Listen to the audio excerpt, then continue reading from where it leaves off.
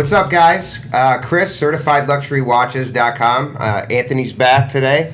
Hi, guys. So we wanted to talk about an interesting subject. It's something that we're always questioning, and it's whether or not to purchase white gold over yellow gold. What are our thoughts on white gold over yellow gold? We never ever talk about what we're wearing, so today, it's the same watch I've had on in all of our videos, and Anthony as well. I have a DateJust 2. It's the Wimbledon dial, Slate with the green Roman numerals. And Anthony has the Yellow gold Submariner. Sub ceramic, blue dial, blue bezel. And those are what you'll basically see us wearing pretty much. Everyday go. So daily watches for us are just obviously we like yellow gold. We both have it on to some capacity. But let's get right down to business. The white gold, and I'll let Anthony tell you about the interesting news and what's the buzz, all the buzz right now. Yeah, so no surprise, Rolex. I don't think they made it official yet, at least not to my knowledge. But we've got some really, really solid proof that as of today, yesterday, whatever, somewhere in between, then they're discontinuing the all white gold GMT Pepsi. So, listen, it's no surprise it wasn't really a great seller.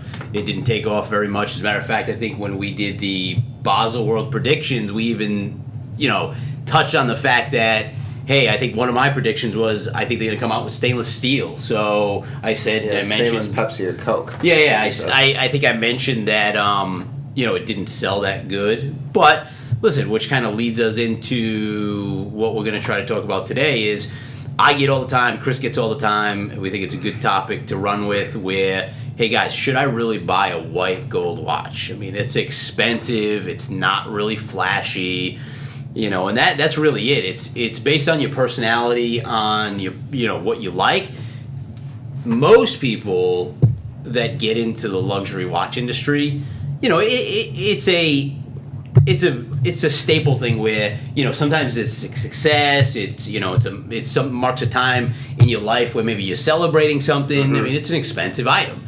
So most people, they want to be able to brag and boast about it and say, hey, look at my yellow gold Rolex Submariner. Everybody knows what yellow gold is. When you get the white gold stuff, you're pretty much the only one that knows what it is, other than some other luxury watch enthusiast that goes, hey, man, that's a really nice, white gold Sky Dweller. So it's really a toss-up for me. I like luxury watches in general, so I could really appreciate anything. It doesn't have to be flashy, and I mean, even though the majority of the time I wear a yellow gold, it's just personal preference. It's what I like. I mean, I grew up in the 80s, a lot of gold back then, so, I equate that to, just my childhood, my upbringing. If I notice somebody with a watch, it was usually something gold. I grew up in Rhode Island, a lot of Italians, right. Yeah. Gold chains, and so that's what I like. It's what I'm accustomed to. But I get it all the time, and it's based, for me, it's on your personality. It's what you feel like. If you're fortunate enough to have money to spend on an all gold watch, be it white, yellow, rose gold, it's what you like. I mean, that's really my opinion. I think that you hit the nail on the head. It's like, yellow gold is like, especially with Rolex, that's that quintessential yellow gold watch, right. Especially back in the 80s. Yep. It was, you really, for a men's gold watch back in the 80s, even into the early 90s, you had a couple different watches to choose from. You had a Rolex, or even back then, a lot of guys wore like a Piaget Polo or something like that. True. Just a solid gold watch. There wasn't very much to choose from, mm-hmm. And also, you wanted something with that cachet and something to make a statement. Sure.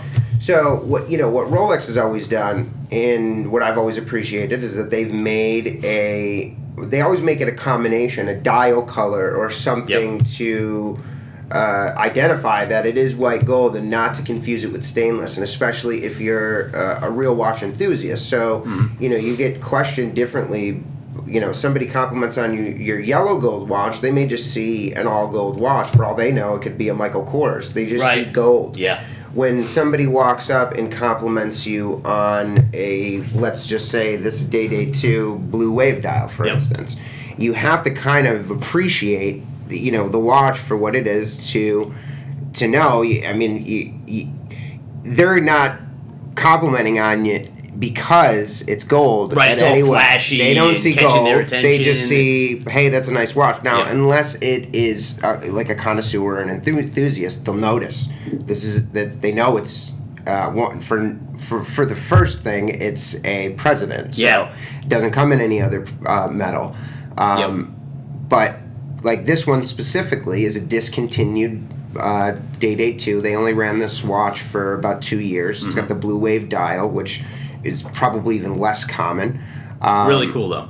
And with that being said, with the discontinuing of the BLRO, now we're going to see, even in the last, we checked this morning, I mean, the pricing is just now already going up, and it's not even like, and I don't know if they ever really do anything too official, but right now it's just, this is dealer talk, and it's just going to be shooting up in price, and we're just going to watch it because now it's got a desire behind it. Back when they were producing this watch, there was no real big demand for these watches. I mean, I'm paying about $5,000 more now for the watch than I was when it was actually in production. Right. So, it's just food for thought when you are purchasing a white gold watch. We always kind of say, well, pick the right gold.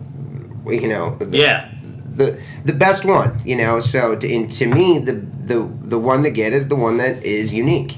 And it signifies something, a benchmark in Rolex's history or whatever company you choose to go with.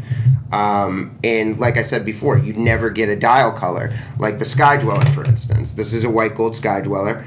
Now, even though they have released the watch in steel, you do not get the same color dial. So even this is what's called Ivory, not to be confused with white. And their bright white Sky Dweller is the steel version. Yeah. So anybody that knows anything or follows the watch market or is an enthusiast will notice that this is white gold just because it's ivory. Yeah. I mean, there is, Chris is right, which is real important to notice too. There is subtle differences. I mean, you could tell maybe if you didn't have both the watches side by side, but with this, this white gold Sky Dweller, I mean, there is literally no. I mean, you could tell the dial almost blends in with the white gold as opposed to listen, anybody that's ever held or even owned anything white gold versus stainless steel, you put the two side by side. I mean, you could tell. I mean, you don't have to be a jeweler to tell the difference between white gold and stainless steel. One's a little bit, it's got more pop to it, if you will. It's brighter. But yeah, I mean, Chris is right. At the end of the day, I always say buy what you like. Forget about what everybody else likes, obviously. But white gold. If you're going to go with something. And of course, we're talking about Rolex, or I'm referencing Rolex specifically.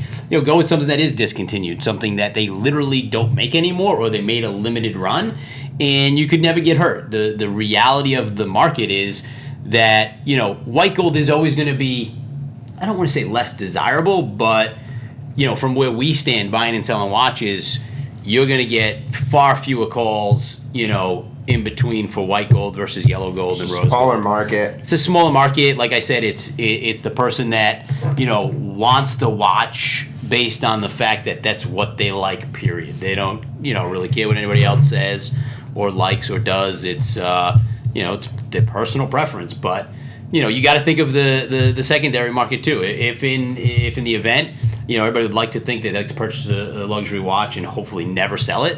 But, life happens and you might need to get rid of it. So, to edge your bets and stay on the side of, the safe side, to think about what you're getting into and, the resale value down the road if and when you do have to sell it. Yeah, pick a more unique. That's my only suggestion. Is like, hey, if you like blue, this is a great one. This is a great combo. Yep. Now, if you've always desired maybe a Pepsi and you were close to buying one, well, I'd say now is probably no better time than ever just to pick one up and. Yeah. You could steadily watch the pricing increase on them. I mean, it's something that has always happened with Rolex. I know we talk about it a lot. It's discontinued models, but I mean, when it happens, it's a benchmark for Rolex in history, and it obviously it's either going to help or hurt the pre-owned market, but most of the time it helps it, and it's good for us, and it's also good for previous owners, and it's good for people buying now, and so it's. I mean, it's the chase, and as far as gold is concerned in general, it's not to be confused with like the price of gold or the gold market. A lot of people say, well, gold's up or gold's down. That's not something that you can ever, you can't hedge your bet against gold because nobody's going to melt this watch. Yeah, certainly don't use that to determine whether you want to buy the watch or not. I mean, Chris is right. There's people that call us all the time and go, well, it's all gold. Yeah, but it's not. You're not going to melt the thing. It's a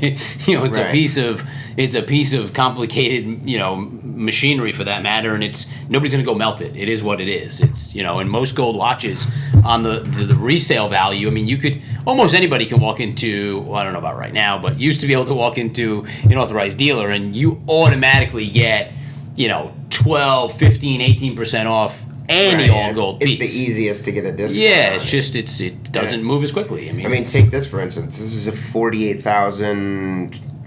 roughly $48,000 retail, and I think the melt on it is like somewhere around $8,000. Yeah, so that would be foolish. $40,000 of it is Rolex mechanics. Yep. The watch part of it.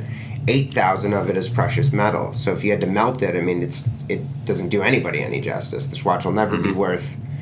Even close to that. No, not even close. I mean, it just doesn't make sense. Yeah. So it's always going to be what your personal preferences for, what you want to wear and what you may find yourself. If you are a guy that maybe only keeps watches for a few years, and you want to try something in white gold, I always suggest, just pick one that is going to be maybe a little bit easier to sell because the market is slimmer for people looking to purchase white gold.